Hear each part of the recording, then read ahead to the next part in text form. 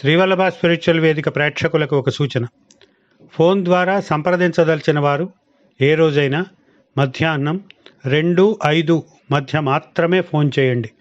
ఇతర సమయాలలో ఫోన్లో మాట్లాడడం సాధ్యం కాదు. శ్రీ గురు చరణకమలేభ్యో నమః. శ్రీవల్లభ స్పిరిచువల్ వేదికకు స్వాగతం. మనం ప్రతిరోజు ఉదయం 5 గంటలకి ఒక స్తోత్రం విందాం అని ఒక నిర్ణయానికి వచ్చాం. ఆ క్రమంలో ఇప్పుడు మీకు ఒక అద్భుతమైన స్తోత్రాన్ని అందించబోతున్నాను. ఈరోజు సంక్రాంతి, మకర సంక్రమణం, సూర్యుడు ఉత్తరాయణం ప్రారంభించే రోజు. ఉత్తరాయణం దేవమార్గం, దేవతల మార్గం.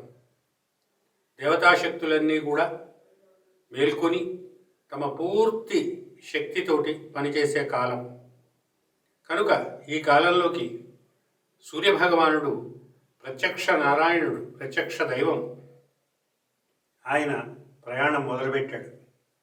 ఈ సందర్భంగా ఆరోగ్యం భాస్కరాదిచ్చేత్, ఆరోగ్యాన్ని పొందాలనుకునేవారు భాస్కరుణ్ణి ఆరాధన చేయాలి అని మనకి చెప్తారు పెద్దలు. ఒకప్పుడు శ్రీకృష్ణ పరమాత్మ కుమారుడు సాంబుడు, అతనికి ఏదో కారణం చేత కుష్టు వ్యాధి వచ్చింది. అప్పుడు కృష్ణుడు సాంబుడికి సూర్యారాధన చేయి, తద్వారా ఈ వ్యాధి నుంచి బయటపడు అని సలహా ఇచ్చాడు.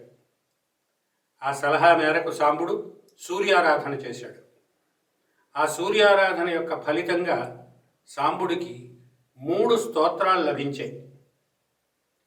7 శ్లోకాలు, వాటిని ఆర్యా వృత్తాలు అంటారు, ఛందస్సు. 7 శ్లోకాలతో ఉన్న ఒక స్తోత్రం, దాన్ని సప్తార్య అంటాం. అలాగే 9 శ్లోకాలతో ఉన్న ఒక స్తోత్రం, దాన్ని నవార్య అంటాం. 12 శ్లోకాలతో ఉన్న ఒక స్తోత్రం, దాన్ని ద్వాదశార్య స్తోత్రం అంటాం. ఆర్యావృత్తం, ఆర్యావృత్తంలో 12 శ్లోకాలు. ఇప్పుడు మనం అందుకోబోయేది అదే ద్వాదశార్య స్తోత్రం. దీని ప్రత్యేకత ఏమిటంటే అనేకమైన వ్యాధుల గురించి దీంట్లో ఉంటుంది. హృదయ సంబంధమైన వ్యాధులు, నేత్ర సంబంధమైన వ్యాధులు, ఉదర సంబంధమైన వ్యాధులు, అవి కాకుండా ప్రమేహం, మేహం, అశ్మరి, ఇట్లాంటి అనేక వ్యాధుల గురించి దీంట్లో ఉంటుంది. ఈ వ్యాధులన్నింటినీ నశింపజేసి నన్ను సంపూర్ణ ఆరోగ్యవంతుణ్ణి చేయి అనే ప్రార్థన దీనిలో ఉంది.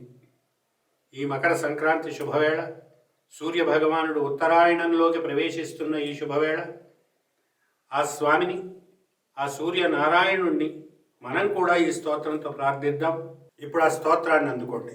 ఉద్యన్నద్య వివస్వాన్ ఆరోహాన్ ఉత్తరాన్ దిశం దేవ హృద్రోగం మమ సూర్యో హరిమాణంచాశు నాశయతు నిమిషార్ధేన కేన ద్వే చ శతే ద్వే సహస్రే ద్వే క్రమమాణ యోజనానాం నమోస్తుతే నళిననాథాయ కర్మ జ్ఞాన ఖదశకం మనశ్చ జీవ ఇతి విశ్వసర్గాయ ద్వాదశధాయో విచరతి సద్వాదశమూర్తిరస్తు మోదాయ త్వం యజుస్సామమర్కస్త్వం త్వమాగమస్త్వం వషట్కారః త్వం విశ్వం త్వం హంసస్త్వం భానో పరమహంసశ్చ శివరూపాత్ జ్ఞానమహం త్వత్తో ముక్తిం జనార్దనాకారాత్ శిఖిరూపాతైశ్వర్యం తత్వశ్చారోగ్యమిచ్ఛామి త్వచిదోషా దృశిదోషా హృదిదోషా ఏఖిలేంద్రియజదోషాః తాన్ పూషా హతదోషః కించిద్ దోషాగ్నినా దహతు ధర్మార్థకామమోక్ష ప్రతిరోధానుగ్రతాపవేగకరాన్ బంధీకృతేంద్రియగణాన్ గదాన్ విఖండయతు చండాంశు ఏన వినేదం తిమిరం జగదేత్యగ్రసతి చరాచరం నిఖిలం ధృతబోధం తం నళినీ భర్తారం హర్తారమాపదామీడే యస్య సహస్రాభీషోరభీషులేషో హిమాంశు బింబగతః భాసయతి నక్తమఖిలం భేదయతు విపద్గణానరుణః తిమిరమివ నేత్రతిమిరం పటలమివాశేషరోగపటలం కాశమివాధినికాయం కాలపితా రోగయుక్తతాం హరాత్ वाताश्मरी गदार्शस्त्वग्दोषमहोदरप्रमेहांश्च ग्रहणी भगन्धराख्या महती रुजोऽपि मे त्वं हरसि।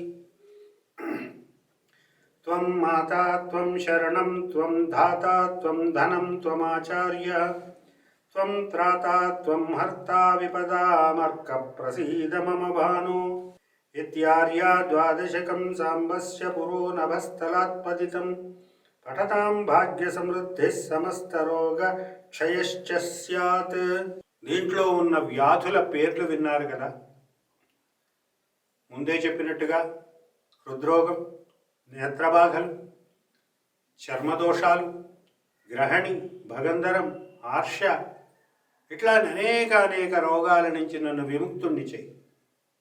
ధర్మ అర్థ కామ మోక్షములను సాధించుకోవడానికి ఏ వ్యాధులు నా శరీరానికి అడ్డం పడి ఆ సాధనలో ఆటంకపరుస్తున్నాయో వాటినన్నింటినీ తొలగించు అనే ఈ ప్రార్థన ఈ మకర సంక్రమణ శుభవేళ శ్రీవల్లభ స్పిరిచువల్ వేదిక ప్రేక్షకులకు కానుకగా అందిస్తున్నాం.